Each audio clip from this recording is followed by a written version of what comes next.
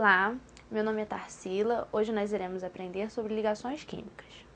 O que são ligações químicas? Ligações químicas são ligações provenientes da união de átomos a fim de tornarem-se mais estáveis, assemelhando a sua configuração à de um gás nobre. Os gases nobres são aqueles que possuem 8 elétrons na sua camada de valência, que é aquela última camada que eles possuem. Isso nós iremos ver na regra do octeto. Através das ligações formam-se substâncias. Então, a definição de ligações químicas é que através delas os átomos se combinam e através dessa combinação eles passam a ter uma nova configuração para se tornarem mais estáveis. Essa estabilidade será a partir da sua configuração igual a de um gás nobre. Então agora nós veremos sobre a regra do octeto. A regra do octeto ela será a base das ligações químicas. Por quê? Porque é a partir da regra do octeto que nós compreenderemos como os átomos eles se ligam entre si. Pela regra do octeto, o átomo ele adquire estabilidade ao completar 8 elétrons na sua camada de valência, que é a sua última camada, imitando os gases nobres. Os gases nobres eles serão átomos que não precisam ligar-se a outros átomos, por terem 8 elétrons na sua última camada. Uma exceção a essa regra do octeto serão os elementos hidrogênio, lítio, boro e berílio, porque eles precisarão, para alcançar a estabilidade, ter apenas 2 elétrons na sua camada de valência. Vejamos essa exceção. Então, por essa exceção, o átomo vai precisar ter apenas 2 elétrons na sua última camada, semelhante ao elemento hélio, que possui somente 2 elétrons na sua última camada e é um gás nobre. Então, ligações químicas é a combinação dos átomos entre si, em busca de uma nova configuração, possuindo estabilidade, ao se tornarem semelhantes a um gás nobre. E pela regra do octeto, a estabilidade ela será adquirida quando tiver 8 elétrons na sua última camada, conforme um gás nobre. A exceção dessa regra será que a estabilidade por alguns elementos será alcançada quando esse elemento tiver 2 elétrons na sua última camada, imitando o gás nobre hélio, diferente dos outros que a estabilidade será com 8 elétrons, que é a regra do octeto. Vejamos os seguintes exemplos. O hidrogênio. O hidrogênio ele precisa ter mais um elétron, porque como o hidrogênio ele já possui um elétron, fazendo a distribuição eletrônica dele, ele vai querer se tornar semelhante ao hélio, possuindo 2 elétrons na sua última camada para assim possuir estabilidade. Fazendo a distribuição eletrônica do sódio, que possui o seu número atômico 11, isso quer dizer que ele possui 11 prótons e 11 elétrons. Então, nós faremos a distribuição eletrônica dos seus elétrons, que ficará 1s2, 2s2, 2p6 e 3s1. A última camada, que é representada pelo número da frente, o 3, mostra que, na terceira camada, o sódio ele possui 1 elétron. Na sua penúltima camada, que é a que possui o número 2 na frente, vai ser L igual a 8. A camada L tem 8 elétrons e a camada M, que é a última, tem 1 elétron. Sendo assim, se o sódio não tivesse esse elétron na terceira camada, ele teria 8 elétrons na sua última camada, que a sua última camada seria a camada 2. Então, para o sódio possuir uma configuração de gás nobre, que é a configuração com 8 elétrons na sua última camada, ele precisa ter menos um elétron, porque aí a sua última camada, ao invés de ser a terceira, será a segunda, com 8 elétrons. Então, vejamos agora o berílio, que possui o número atômico 4. Sendo assim, ele possui 4 prótons, o que quer dizer que ele vai ter também 4 elétrons. Fazendo a distribuição eletrônica, ficará 1s2, 2s2. Sendo assim, a camada K do berílio, que é a primeira camada, vai ter 2 elétrons. E a camada L, que é a segunda camada, ela vai ter 2 elétrons também. Então, vejamos que, essa segunda camada não existindo, a configuração do berílio seria 1s2, que seria uma primeira camada com 2 elétrons somente, igual ao hélio, que possui o número atômico 2. E aí ele teria uma configuração semelhante à de um gás nobre, que seria o gás nobre hélio. Então, para o berílio adquirir uma configuração estável, ele precisa ter menos 2 elétrons. Vamos ver agora o silício. O silício ele vai ter a sua distribuição eletrônica feita de 15 elétrons, que é o seu número atômico. 1s2, primeira camada, K igual a 2 elétrons, 2s2 e 2p6, a sua segunda camada, que é a camada M, que vai ter 8 elétrons, e 3s2 e 3p3, camada L, que terá 5 elétrons. Sendo a camada L a última camada com 5 elétrons, para que ele pudesse se tornar estável, ele precisaria ter 8 elétrons na sua última camada. Sendo assim, para alcançar essa estabilidade, ele precisa ter mais 3 elétrons. Então vejamos algumas considerações da regra do octeto. Ela ocorre entre elétrons da camada de valência, ou seja, não irá ocorrer mudanças no núcleo do átomo. Por quê? Porque essa ligação ela vai ocorrer entre as últimas camadas dos átomos. Então, não vai haver alteração no núcleo. Sendo assim, não vai haver alteração na massa dos átomos, porque em nada vai influenciar nos prótons. Não há modificação de prótons, somente de elétrons. O número de prótons sempre permanece o mesmo. Os átomos eles se tornam mais estáveis, ou seja, eles vão se ligar uns aos outros em busca de estabilidade.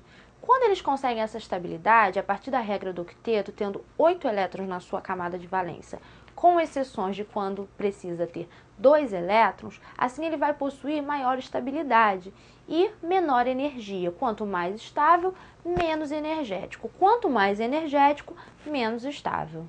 Então, as considerações da regra do octeto são que vai ocorrer entre elétrons da camada de valência, da última camada, então não vai haver mudanças no núcleo. Não vai ser alterada a massa do átomo. Por quê? Porque o número de prótons ele permanece o mesmo e o número de prótons é quem determina a massa do átomo. E os átomos se tornam mais estáveis e menos energéticos. Vejamos agora sobre a eletronegatividade. A eletronegatividade de um elemento é a capacidade que um átomo tem de atrair elétrons de outro átomo quando os dois formam uma ligação química. Aquele que for mais eletronegativo irá atrair o par de elétrons para si. Segundo Pauli, podemos prever o caráter da ligação interatômica, ou seja, entre dois átomos, através da diferença de eletronegatividade, representada por ΔE. A menor diferença de eletronegatividade que pode haver entre dois átomos é zero, e a maior diferença de eletronegatividade que pode haver entre dois átomos é 3,3, que é a diferença da maior eletronegatividade, 4, menos a menor, que é 0,7.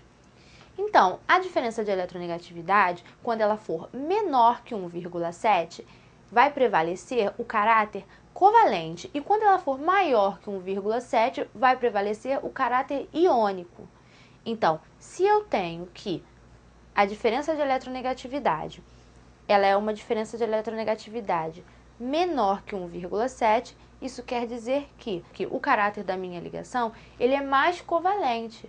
Agora, quando é maior que 1,7, quer dizer que o caráter da minha ligação será mais iônico. Então, para calcularmos a diferença de eletronegatividade, nós precisaremos da eletronegatividade do elemento. Esse valor nós encontraremos na tabela periódica. Na tabela periódica vai ter o valor da eletronegatividade do elemento. E aí, pegando, nós faremos a subtração. Se nós formos ver na tabela periódica, o maior valor de eletronegatividade de um elemento que nós encontraremos será 4 e o menor será 0,7. Então, o maior valor de diferença de eletronegatividade que nós podemos ter é 3,3. E o menor é 0. Por quê? Porque será quando for feito um elemento menos o mesmo elemento. Será a mesma eletronegatividade. Então, essa diferença vai dar 0. Então, a eletronegatividade ela vai definir o caráter da ligação. Ela é a capacidade de atrair elétrons de outro átomo e ela irá definir o caráter a partir da sua diferença de eletronegatividade, que será feita a partir da subtração da eletronegatividade de um átomo menos a do outro. Se essa subtração for maior que 1,7, essa ligação terá caráter iônico. Se essa diferença for menor que 1,7, essa ligação terá caráter covalente. Então vamos exercitar. Dentre as espécies químicas a seguir, como nós podemos ver aí, cloro, cloreto de lítio, cloreto de sódio, cloreto de potássio e cloreto de césio. A que apresenta ligação com o maior caráter iônico é. A forma como nós vamos resolver essa questão é fazendo a diferença de eletronegatividade entre os átomos que participam da ligação. Por exemplo, aí nós temos 2 átomos de cloro nessa substância de cloro. Então, será feita a eletronegatividade de um átomo de cloro menos a do outro, que vai ser 0, porque é o mesmo elemento, a mesma eletronegatividade. Na diferença de eletronegatividade entre o lítio e o cloro, é 3,16 menos 0,8, que vai ser igual a 2,18. Entre o cloro e o potássio vai ser 3,16 menos 0,82, que vai dar 2,34. Entre o cloro e o sódio vai ser 3,16 menos 0,93, que vai dar 2,23.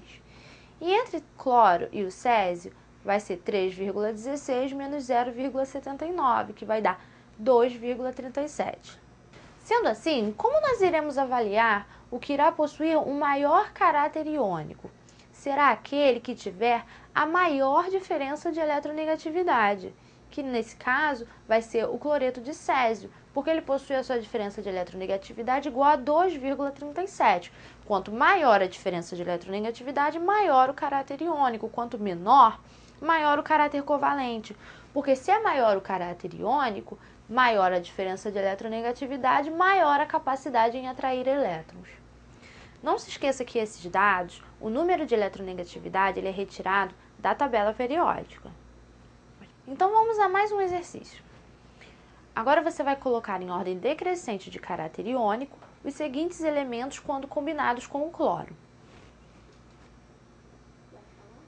Ao combinar com o cloro, nós teremos que fazer a diferença de eletronegatividade entre dois átomos de cloro, que será o mesmo valor, 3,16 menos 3,16, que vai dar 0. A diferença de eletronegatividade entre o cloro e o lítio, 2,18. A diferença de eletronegatividade entre cloro e potássio, 2,34. Entre cloro e sódio, 2,23. E entre cloro e césio, 2,37. Fazendo essa diferença de eletronegatividade, nós vamos perceber que, na ordem decrescente de caráter iônico, nós teremos o cloreto de césio, porque ele possui a maior diferença de eletronegatividade, então ele vai ter o maior caráter iônico. O segundo com maior caráter iônico será o cloreto de potássio, porque ele vai ter 2,34. O terceiro será o cloreto de sódio, porque ele vai ter 2,23. O quarto será o cloreto de lítio, porque ele vai ter 2,18. E por último será o cloro, porque ele vai ter 0, ou seja, o seu caráter iônico é nulo. Então agora é sua vez. Você vai colocar em ordem decrescente de caráter covalente os seguintes elementos quando combinados com o enxofre: o alumínio, o magnésio, o ferro e o zinco. Após você resolver, nós veremos na correção o seguinte, que o enxofre menos o alumínio, a diferença de eletronegatividade deles dará 0,97. E do enxofre menos a do magnésio será 1,27. Do enxofre menos a do ferro será 0,75. E do enxofre menos do zinco, 0,93. O exercício ele pede a ordem decrescente de caráter covalente. Sendo assim, nós teremos que colocar o que possui maior caráter covalente primeiramente. O que possui maior caráter covalente será aquele que possuir menor diferença de eletronegatividade, porque quanto menor a diferença de eletronegatividade, maior o caráter covalente. Sendo assim, primeiro virá o sulfeto de ferro, que ele vai ter 0,75, é a menor diferença de eletronegatividade, depois sulfeto de zinco, depois sulfeto de alumínio e depois sulfeto de magnésio, colocando aí uma ordem da menor diferença de eletronegatividade para a maior, o que quer dizer que será o maior caráter covalente para o menor caráter covalente. Então, agora que nós já entendemos o que são ligações químicas e também vimos o conceito de eletronegatividade, agora nós podemos ver sobre os tipos de ligação. Nós podemos ter ligações com diferentes tipos de ligação. Esses diferentes tipos são iônico ou eletrovalente, covalente ou molecular, sendo que a covalente ou molecular ela pode ser simples ou dativa, ou então a ligação também pode ser uma ligação metálica. Então, vamos acrescentar ao nosso esquema os diferentes tipos de ligações, que podem ser ou iônica, ou covalente, ou metálica.